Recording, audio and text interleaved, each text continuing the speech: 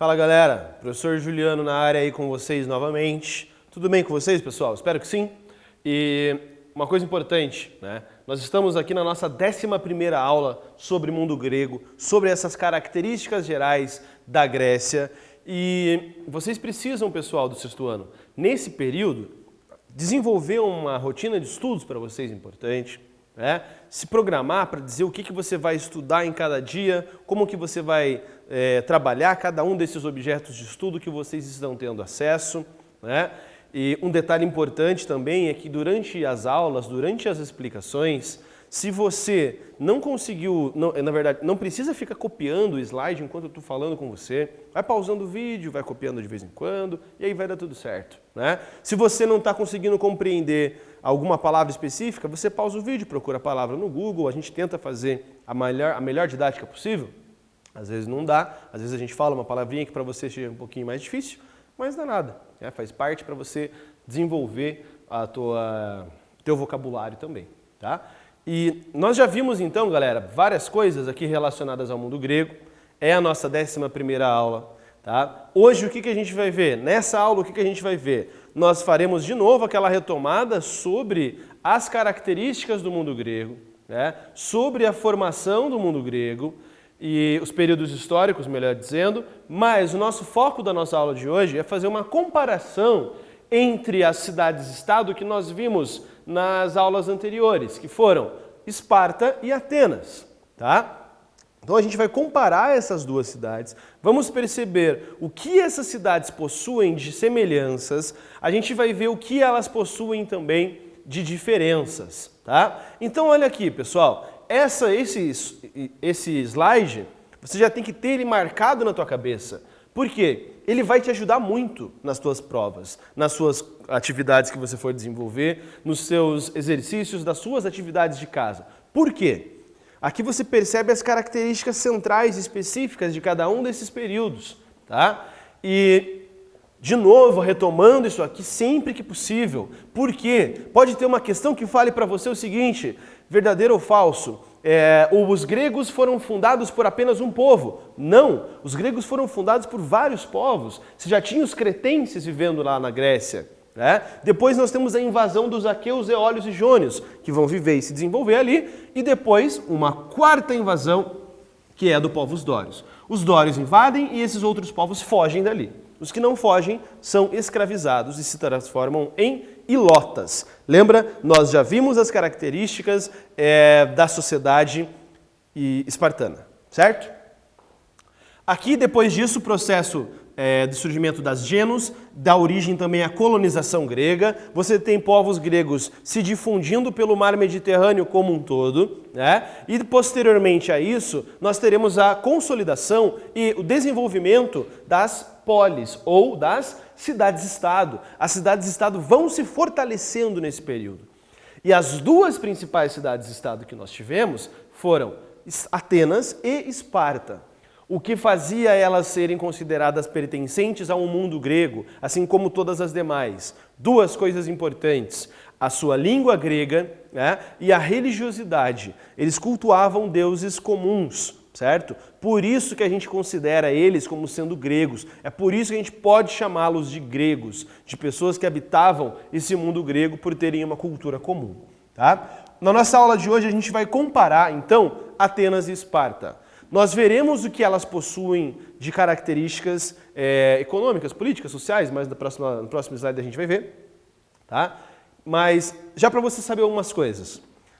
Isso tudo que a gente está vendo, galera, está acontecendo na transição desse período homérico para o período arcaico. As polis estão surgindo, estão se desenvolvendo. E após isso, ou melhor, durante todo esse processo que está acontecendo, nós chegaremos posteriormente ao período clássico. O período clássico nós teremos duas guerras importantes, tá? Que são as guerras médicas, que são as guerras entre gregos e persas, e depois a guerra do Peloponeso, que é quando os gregos vão começar a batalhar entre si. É quando nós veremos as cidades-estado de Atenas e Esparta batalhando entre si pelo domínio do território, pelo domínio do mundo grego. tá? Então não se esquece disso. Inclusive nessas guerras aqui, nós temos um jogo chamado Assassin's Creed, o Odyssey, que ele vai tratar desse período das guerras médicas ali, tá? E por fim, o período helenístico, que são as nossas últimas aulas sobre Grécia, ok? Então vamos lá, pessoal. Nessa imagem que a gente tem aqui, a gente vai ser bem econômico nessa aula, a gente vai ver só esse slide, tá? Mas olha isso aqui, olha a quantidade de informações que nós temos. E essa é uma dica que eu dou para vocês, tá? Organização de estudos, de objetos de estudos em tabelas. Por quê? Quando você vai montar uma tabela dessa daqui? Só depois de você já ter visto os objetos de estudo. Quando você for identificando essas características, você pode montar uma tabela que ela te ajuda visualmente a identificar características. Isso é legal. Isso é algo que pode te auxiliar e muito nesse processo, tá? Um detalhe, tá? Eu poderia ter colocado uma informação por vez, só que deu problema lá no meu editor de PowerPoint e eu não ia conseguir fazer um por um aqui, ia ficar dando muito trabalho também, tá? Então, só para você saber.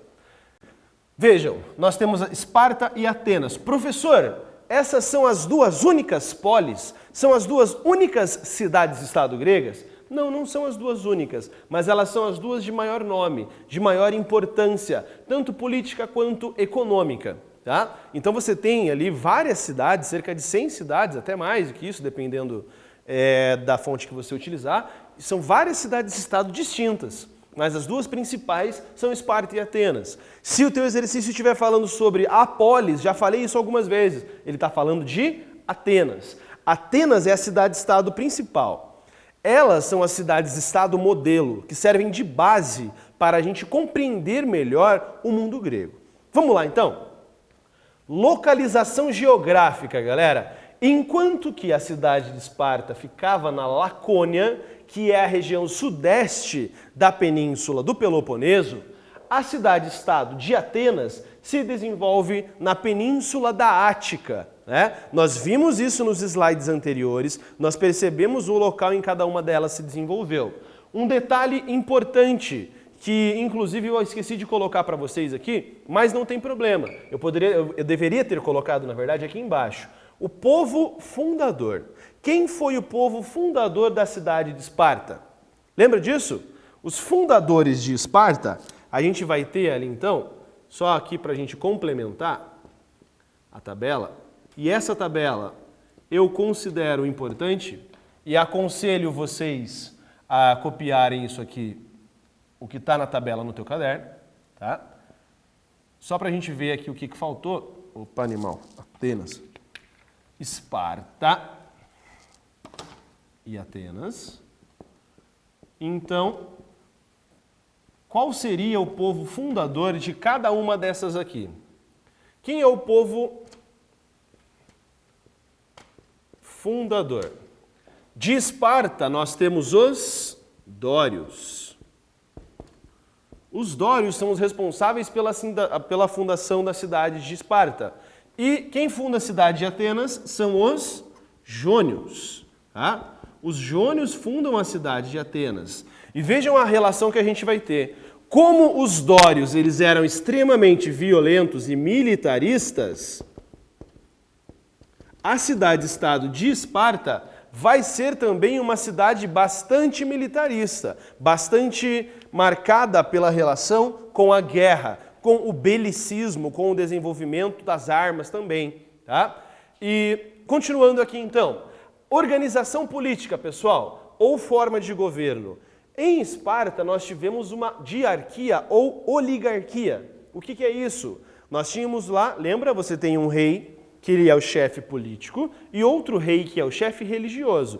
Então, você tem o poder dividido entre eles, pertencentes esses dois à classe dos esparciatas, que estão lá no topo. Quem eram esses esparciatas? Que a gente já tem aqui, eram os descendentes diretos dos dórios. Beleza? Depois disso, Atenas, nós temos uma evolução. Nós temos três formas, três características de governo importantes em Atenas. A primeira delas, monarquia, quando você tem os reis durante o período das Genos. Depois disso, oligarquia, você tem poucas pessoas participando dessas decisões, pertencentes lá aos eupátridas, aos descendentes ainda dos patrifamílias também. E, depois disso, o surgimento da democracia. Quem foi o responsável pelo surgimento da democracia? Era o Clístenes. O que ele faz diferente do Solon? Ele amplia a quantidade de pessoas que vai participar das decisões políticas. E um outro detalhe importante também, ele tira a questão da renda. Você não precisava mais ser rico para poder ser cidadão. Você tinha apenas que ser homem, livre, maior de idade, filho de pai e mãe atenienses e nascido em Atenas. Não tinha mais a questão financeira, tá? Então, você já tem o surgimento da democracia. Não se esquece, a democracia ateniense é diferente da democracia que nós temos hoje. A democracia que nós temos hoje, ela é originária, ela é desenvolvida, ela é uma consequência da Declaração dos Direitos Universais do Homem e do Cidadão que a gente tem, da Declaração dos Direitos Humanos, na verdade, de 1948. Tá? Então, essas formas de governo. Percebam que a gente vai ter muitas diferenças entre Atenas e Esparta. A economia espartana, basicamente agrícola, e autossuficiente. Por quê? Por dois motivos. Eles tinham grandes terras, eles tinham boas planícies, então eles poderiam plantar. Tá? Outro detalhe é que os espartanos eles não gostavam dos outros povos, eles eram xenofóbicos, né? Eles não tinham bons contatos com outros povos ali daquela região. Por isso eles são autossuficientes. A propriedade da terra, as principais e as melhores terras são estatais, pertencem ao governo de Esparta e não são propriedade privada. Propriedade privada são as piores terras, certo? E os servos, a mão de obra que a gente tem sendo utilizada para trabalhar aqui são os ilotas. Quem eram os ilotas? Os servos do Estado, os escravos que pertenciam ao Estado espartano. Tá? Olha a diferença. Atenas, nós temos um comércio marítimo. Por que em Atenas você tem um comércio marítimo sendo importante? Porque o território deles é recortado e muito montanhoso. Então eles não conseguiam produzir muitos alimentos. Tá? Se eles produzissem bastante alimentos, como é o caso dos espartanos, não teriam os atenienses essa necessidade tão grande de comercializar. E isso faz com que Atenas fique marcada pela sua forte relação comercial, pelo seu forte comércio marítimo. Né? Claro que também tem a sua agricultura, também vai ter o seu artesanato, que vai ser para a sua economia interna. Né? Um detalhe importante, em Atenas nós temos a propriedade privada da terra. As pessoas são donas das terras e não o governo, não o Estado, ok? Outro detalhe, em Atenas nós temos a escravidão. E lembra, até o Clístenes, antes dele, na verdade, lá com o Solon, nós tivemos o fim da escravidão por dívidas. Se você não tem mais escravos por dívidas, mas você ainda utiliza mão de obra escrava, você vai ter uma única escravidão, que é a escravidão dos prisioneiros de guerra.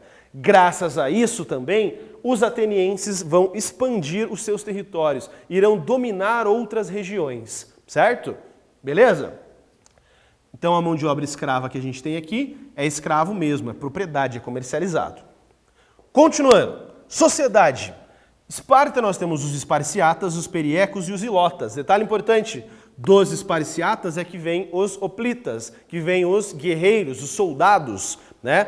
A sociedade espartana é guerreira, mas vejam que os soldados eles são apenas daqueles 5% da sociedade. Ok?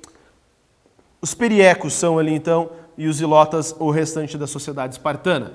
Atenas, os cidadãos, que a gente vai ter ali no topo dessa sociedade, né? Que são os eupátridas, os metecos e os escravos são as classes principais. Ok? Abaixo disso, cultura espartana. O que você precisa entender? O militarismo é o elemento central da cultura espartana. Tá? Graças ao militarismo, nós temos, inclusive, aquela educação espartana sendo desenvolvida, que é pautada e preocupada com o desenvolvimento para a guerra. Né? Já em Atenas, você tem a valorização do ócio. Isso possibilitava o desenvolvimento de uma coisa importante, que é a filosofia. É a preocupação com as suas reflexões, e era importante para eles isso. E também, por que eles podem valorizar o ócio? Por que eles podem se preocupar com a reflexão da política e da filosofia, com o surgimento da democracia? Por quê? Porque eles têm escravos.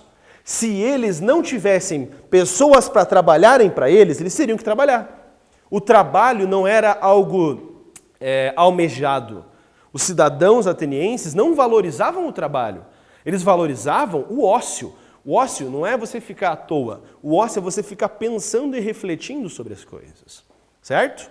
E nós temos aqui, não é bem um legado espartano, que é a xenofobia, né? Que você é o ódio ao diferente. Não é que você vai ter alguma coisa, alguém que vai seguir os princípios espartanos até os dias de hoje, mas é que você tem a xenofobia sendo um legado, sendo uma característica que a gente tem bem marcante também do povo espartano.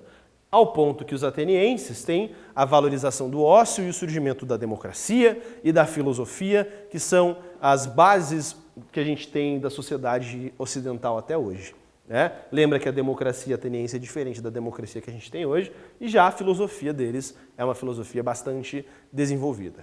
Ok? Aqui a gente consegue, então, finalizar essa comparação entre a cidade-estado de Atenas e Esparta. Copia essa tabela no teu caderno, que ela vai te ajudar muito. Coloca aquela parte ali a mais do povo fundador, tá? E espero que vocês tenham compreendido esses elementos aqui, tá? E na nossa próxima aula a gente vai fazer a resolução de algumas atividades, ok? As atividades da plataforma já estão disponíveis para vocês também irem fazendo, certo? E eu sou o professor Juliano.